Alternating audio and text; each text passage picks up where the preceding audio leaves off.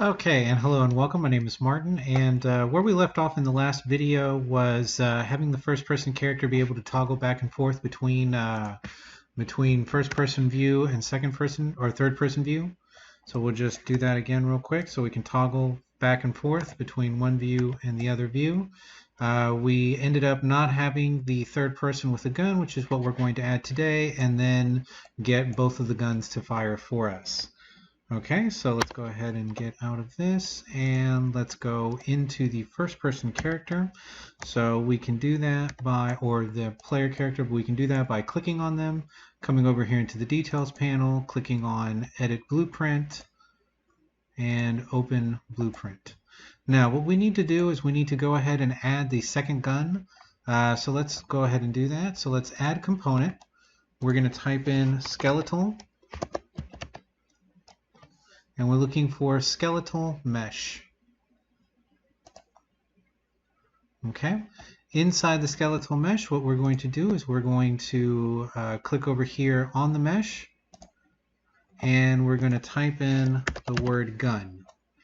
There shouldn't be that many of them, and here's one, the sk_ first person gun. So we're going to go ahead and select that, and that has now made the gun available for us to be able to use. Now, if we were to try to add the gun and put it in the person's hand right now, this would not be very good, because eventually the person's hands are going to move, and when the person's hands move, this has to be stuck to a certain part of the arm, and then it can be animated. So this mesh not only has to be added here, so then that way we can do the other things that we're going to do with it later, but it also needs to be added inside the third person. It has to be molded or made to fit inside the third person character. So let's go ahead and do that. Let's click on the full mannequin, and we're going to now double click on the mannequin, and we're in the mesh, so we're going to go to skeletal. And it looks like I've already done part of this, so let me just delete that. And okay, so what we're looking at here is the mannequin in skeletal view. What we're looking to get is going to be the right hand. So if you were to click on the right hand, you'll see that you have selected right hand, and that is now selected in the skeleton tree. And if you then select on this and right click, what we want to do is we want to add a socket. Okay, with that socket created, we're going to go ahead and click on it. And let's do this, and then from here we're going to type in grip point. Okay, so now that we have the grip point put in there, what we'll need to do is we're going to add the gun. I've already added the gun because I'm actually coming back to this point in the tutorial because I forgot to add this as part of the tutorial. So to add the preview only gun, what you're going to do is right click, and you're going to say add preview asset, and you're going to come up here and you're going to click into the word gun, and then you're going to select the gun. And what that's going to do is then place a gun as a preview only. It's only there for you to be able to make adjustments for. So what I'm going to do is undo that because I already have one, and then we'll come back to this point later when we have to make an adjustment for the gun, so then that way it looks like it's sitting nicely inside the hand. Okay, so with this we can go ahead and close this, and let's go back to our first person character mesh. So let's select him and double click on edit blueprint, and let's open the blueprint. Okay, with the gun selected, the one that we brought in, and you'll see that it comes in, and it comes in almost ready. What we'll need to do is select it, and let's right here where it says socket, let's go ahead and click on the magnifying glass, and let's type in grip point. Okay, and what it should do is place the gun above the character's head. So what we'll want to do is select the gun, and let's reset that. Aha! There we go. Okay, let's just push play and see how this feels.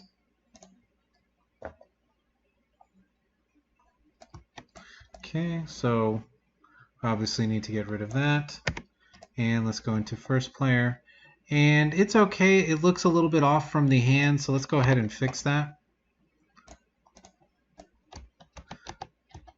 So with the character selected, details panel, edit blueprint. Okay.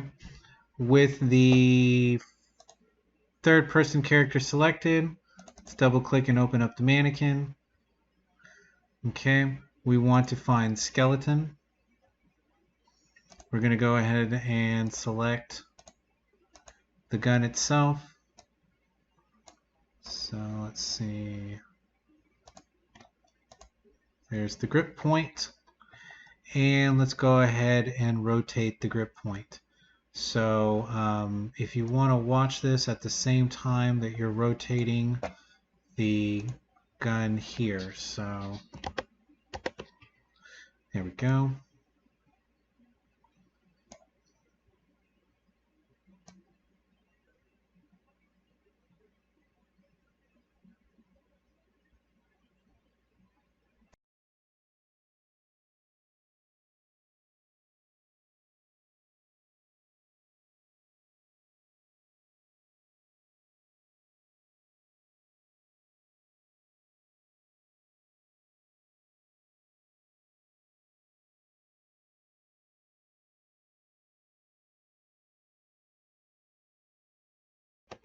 Okay, so it felt like the rotation I was doing was pretty close. It looks like the hand back here could maybe be fixed a little bit more. So let's go back to the rotation. Oops, that's not it. Let's go back to the gun. I'm sorry, go back to the first person character, double click on the mannequin, go to skeleton. Okay, we're going to click on the grip point again. Alright, we're going to make this smaller so we can see, and go back to the first person gun.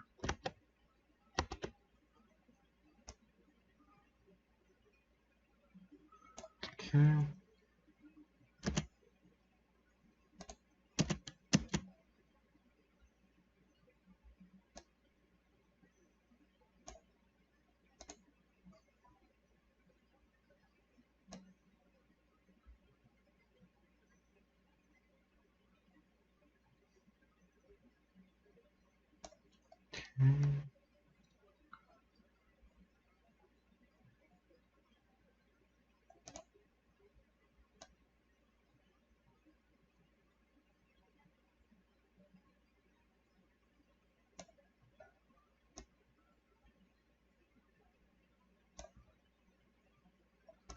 Probably split screen this too.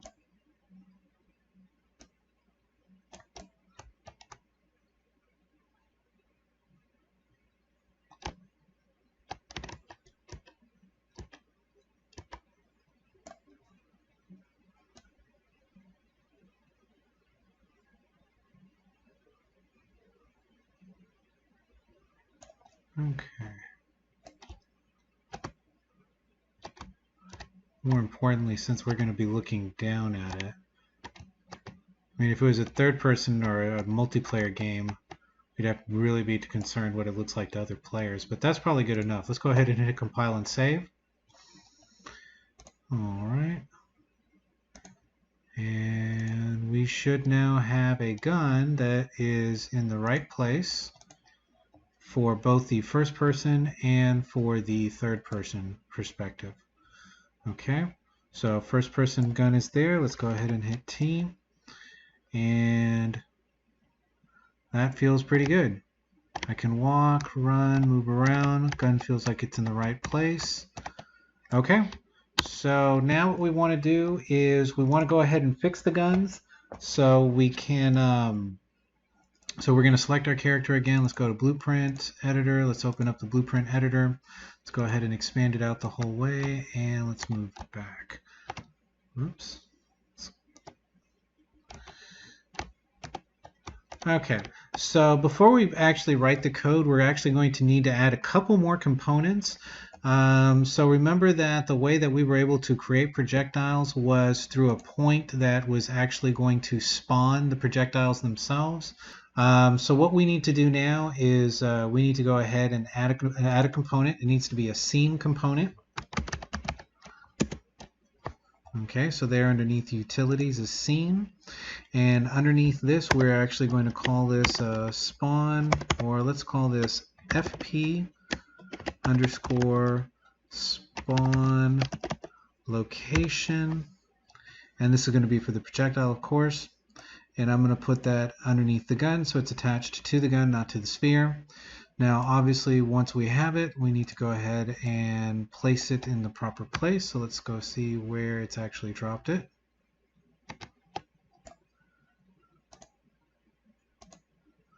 Okay.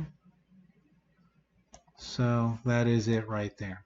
Okay, so this is where the exact location where the balls are going to be projected or where they're going to be spawning in from. And we don't want this attached directly to the gun because what's going to happen is as we move forward with it, it's actually going to hit the ball because the projectiles are not going fast enough. Or at least not in this case, they're going fast enough because they're more like the Nerf balls. So we're going to leave that out there, just a little bit ahead in front. And now we need to do the same thing, but for the gun that's down here for the third person gun. So with the third person gun selected, I'm going to add, again, where it's going to be another scene component. We're going to select scene. And in this one, what we're going to do is call it TP for third person underscore spawn location. And with that selected, I want to make sure that it is indeed attached to the gun itself. So with TP gun is going to be it's going to be that spawn location. So now that we have it, go ahead and select it, and we're going to place this again a little bit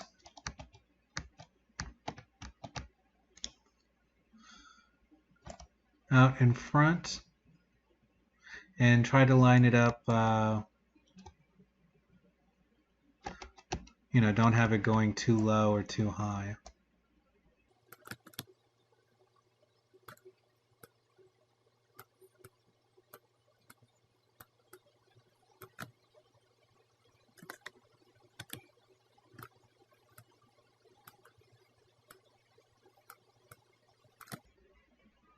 Okay, and that's pretty good. I'm actually pretty happy with that. It's a little bit out in the head. It's primarily in about the same area, and we should now be able to spawn projectiles from there as well. So let's go ahead and hit compile and save. And one real quick thing that we need to do when we are in first person, or when we're in first person, we're actually seeing the third person gun. So we need to go ahead and go to event graph. And see, we have the code here for the first person gun, but since we didn't have the third person gun yet, we weren't able to add that code in. So let's go ahead and do that. So let's grab third person gun, drop it in, create another one of these. So Control C, Control V, add it, connect the gun to the target. And in this case, we do not want to see it, right? Because this is first person view. Remember the top one was first person view. This is the third person gun, so we don't want to see that in first person view. So let's go ahead and select both of those, hit Control C, Control V. Okay, so this one will be now the same thing, but for the bottom one. Remember that the bottom one is third person gun. So in this case, we don't want to see the first person, but we do want to see the third person. Okay, so once that's there, let's go ahead and hit compile and save. And at this point, we should now have our gun in place and everything ready to go ahead and start with the last piece of the code. Whoops, and still visible. So maybe I didn't hit compile and save. Let's see what happened. Let's go back to select the first person, open their blueprint editor. So top one was first person. This is the third person gun. We don't want to see it in first person. And then this is the third person gun, which we do want to see in third person. It's not on it. I'll check again.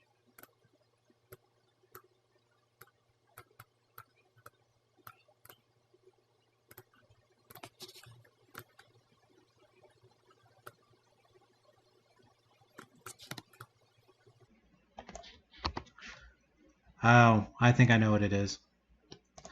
Okay, so we're going to select that. Let's go to Blueprint Editor. Let's open up Blueprint Editor. With the third person gun selected, let's scroll down to the bottom. Let's go underneath Render Settings, and let's say Owner No C. That'll probably do it. So let's go ahead and click Compile and Save with that done. And now we should have this not showing up. Okay, see, now that it is set to no C when the game starts, there it is in no C. We have it clearly visible there in first person view. We can see it quite clearly. We'll go back to first person, and there we go. We are now there. We now have that part of the code working. Okay, so we're going to stop the video there. The video is already starting to get a little bit too long, and what we'll do in the next video is create the projectile system and the shooting system, which will then start shooting the Nerf balls from the guns that now are positioned correctly. So I hope you enjoyed the video. Have a wonderful day. Bye-bye.